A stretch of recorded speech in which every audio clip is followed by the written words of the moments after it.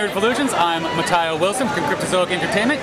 Thanks for joining us. Today we're going to be showing off Ghostbusters the board game. So Ghostbusters the board game is a cooperative board game in which you'll be playing, it's a 1 to 4 player game, so you can play it by yourself or with 3 of your other friends.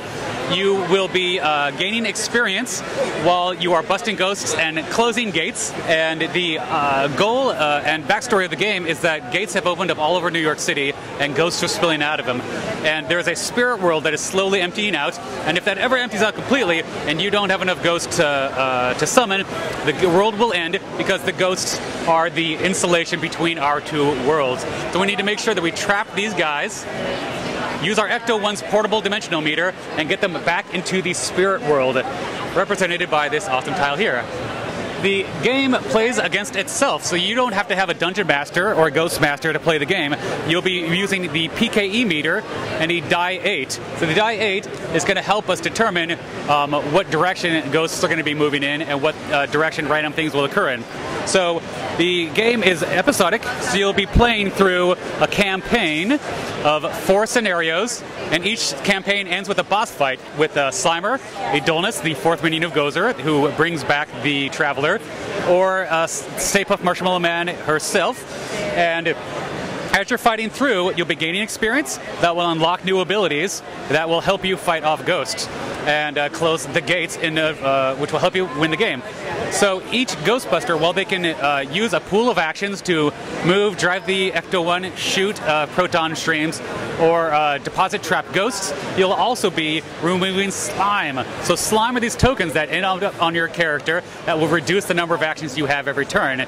So you can use an action to remove slime from someone else, or you can just forfeit all your actions for the turn and remove from yourself. It's easier to clean other people than you. On top of that, you'll also be gaining the experience that help you shape out the role of your character. So while everyone can do these basic actions, certain Ghostbusters have rewards for when they do it in special ways, and as they unlock their abilities, they'll start to get things that synergize with those rewards as well. For instance, Peter Venkman is our tank, and if he gets slimed by a ghost during his turn, he'll gain experience. Ray Stans is our healer of the group. If he removes slime, he'll get experience. Egon Spangler is our striker or DPS. If he rolls a 1, then he'll get experience. And Winston Zedmore is our support. When he deposits ghosts in a special way, then he will gain experience. On top of that, once you unlock your level 2s, you'll get something you can do for free once per turn. For instance, Peter Venkman can get in the way of a slime and take on the slime from a different Ghostbuster if he caused it. So as you're leveling up, you'll get to pass your experience on from game to game, from scenario to scenario. That way, when you get to a boss fight, you'll be fully leveled up and be able to take on that ghost toe to toe. So now we're taking a look at some of the game board pieces. As you can tell, they are made from double-sided tiles, parks, and streets. So that makes it for a very customizable experience. Now, each scenario card that you'll be playing with comes with a way to build out the game. So this shows you how to put it together and where all the ghosts go and all the gates. And then the flip side, this shows you what the rules for this particular scenario are and what gate you'll be playing with. Every scenario has a unique gate. That way you're not playing the same level twice, and they all interact with a little bit differently. So for the goals of each one is to close all the gates and trap ghosts along the way. So this is, we've already shown you the Spirit World token in the PKE meter. Here's some of our ghosts.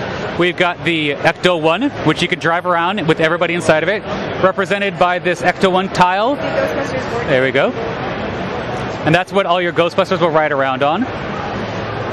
Your Ghostbusters will also be throwing streams, which are like little lassos on your ghosts that help represent which one you've tagged and which one you're in combat with. So as you're moving around the board and trapping ghosts and closing gates, you'll also be trying to make sure that you're in a good position for the end of the round, because that's when we roll what's known as the event die. Now, the event die uses the Zener symbols from the second card guessing game at the beginning of the movie, and it also incorporates in Ivo Shandor's Chaos. So what'll happen is at the end of the round, we'll look at our scenario card, which will tell us what happens if we roll an open gate or a gate that is closed. And a closed gate is usually a far worse experience. So as you're closing gates and leveling up, and you think you're doing better and you're beating this game, the game will start to fight back using closed gates. So that's a quick rundown of how the game is going to be played out. And as you're playing, you can play just one scenario. It takes about a half hour, and then you can box it up and come back a week later, because each character has a little experience tracker, so that way you can keep track of how you guys were doing from one game to another.